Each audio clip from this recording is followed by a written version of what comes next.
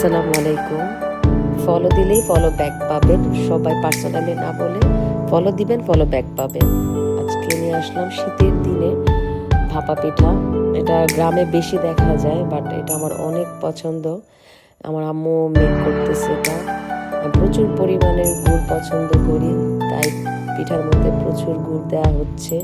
ঢাকা শহরে এটা তেমন রাস্তাঘাটে সবাই খায়, বাট বাসায় বানানো হয়ই না ধরতে গেলে। বাট আমাদের সব পিঠাই মাশাআল্লাহ বাসাতেই বানানো হয়, আম্মুই করে।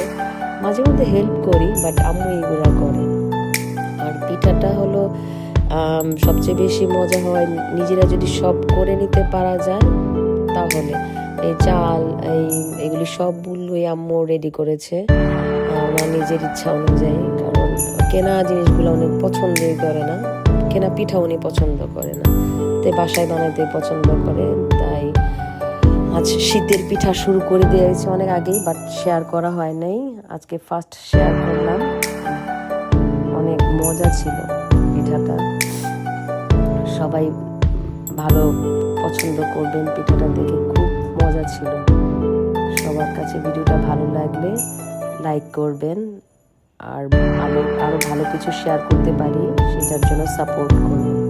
ধন্যবাদ সবাইকে।